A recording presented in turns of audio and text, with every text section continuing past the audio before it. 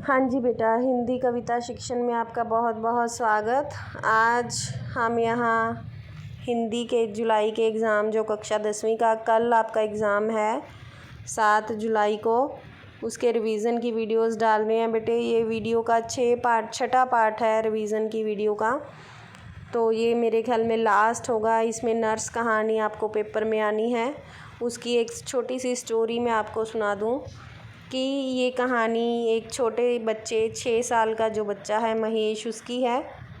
महेश की माँ का नाम सरस्वती है और उसकी एक छोटी बहन भी है। वो बीमार है, उसका ऑपरेशन होना है, इसलिए वो अस्पताल में दाखिल है। जिस वार्ड में वो है वहाँ पर कुल 12 बच्चे हैं और वो अस्पताल में कुल 13 दिनों के लिए रहता है।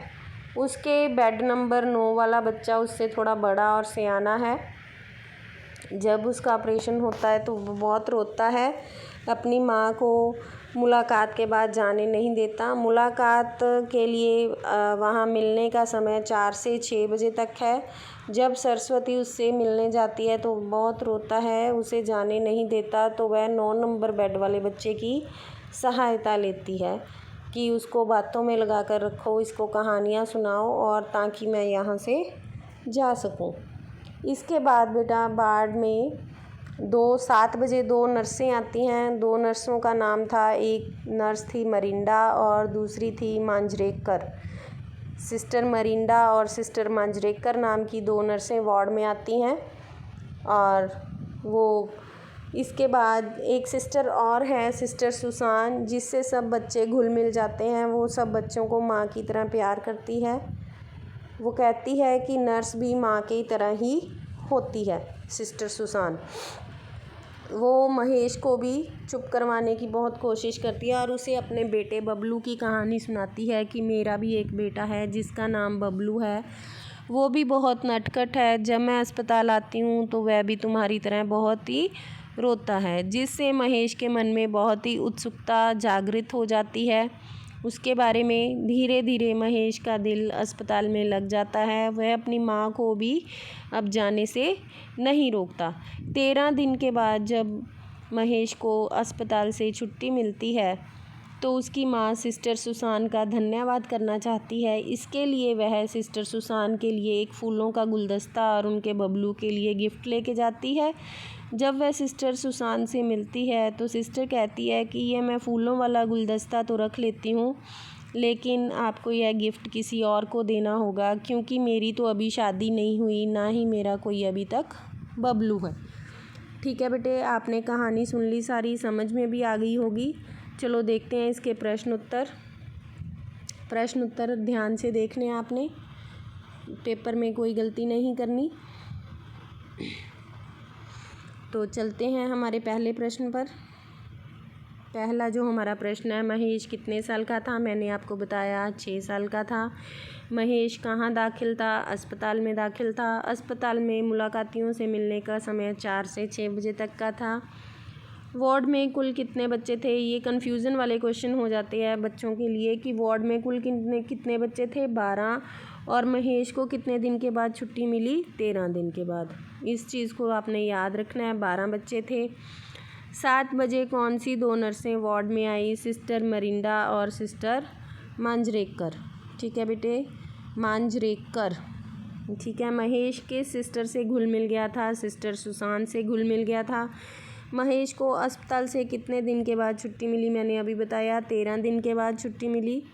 उसके बाद सरस्वती की परेशानी का क्या कारण था? ये क्वेश्चन भी आ सकता है कि महेश की माँ का क्या नाम था? महेश की माँ का नाम था सरस्वती और महेश की माँ, उसकी छोटी बहन का नाम था मोना। छोटी बहन का नाम मोना था। महेश की माँ मोना को पड़ोसियों के घर छोड़ के आती है। पड़ोसियों के लड़के का नाम था राजू, उसके पास छोड़ के आती है क्योंकि उसको अपने बेटे से अस्पताल में मिलने जाना था। मोना बहुत ही छोटी थी।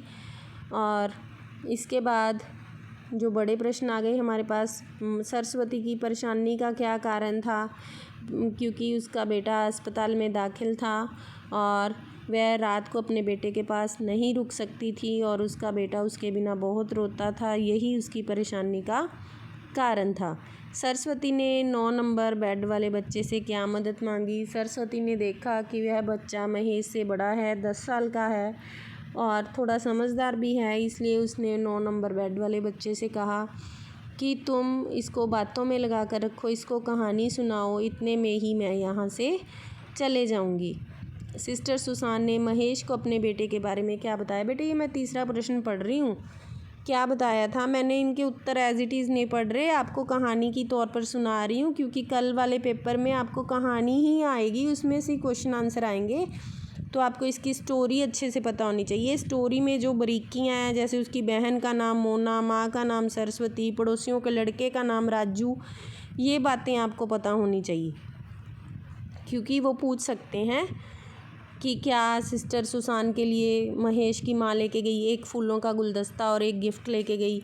सिस्टर सुसान के बच्चे का उसने क्या नाम बताया था, बबलू बताया था, बबलू का गिफ्ट इन्होंने लेने से इनकार कर दिया था। ऐसा कुछ क्वेश्चन आपको इस लेसन में से आएंगे, तो मेरे ख्याल में आपको ये अच्छे से समझ में आ गई होगी सारी स्टोरी। अगर कुछ समझ ना हो, कुछ भी डाउट हो, तो आप कहानी भी पढ़ सकते हैं, अगर मेरे से कुछ पूछना है तो आप कमेंट करके भी पूछ सकते हैं। पेपर को अच्छे से करना है, वीडियो को लाइक शेयर और सब्सक्राइब करना है, कोई गलती नहीं करनी। 100% मैंने सारे सिलेबस की आपको रिवीजन करवा दिया है। अगर कुछ छूट गया हो तो आप मुझे मैसेज कर सकते हैं, नहीं तो अपने आप पढ़ सकते हैं। ठीक है बेटे, क्लियर बेटे, बेस्ट ऑफ लक कल के पेपर के लिए। वीडियोस को एक बार नहीं 2-3 बार सुनना, ताकि आपको ग्रामर पार्ट अच्छे से क्रैम हो जाए, याद हो जाए, रट जाए। धन्यवाद बेटे। वीडियो को लाइक शेयर और सब्सक्राइब ज़रूर करना।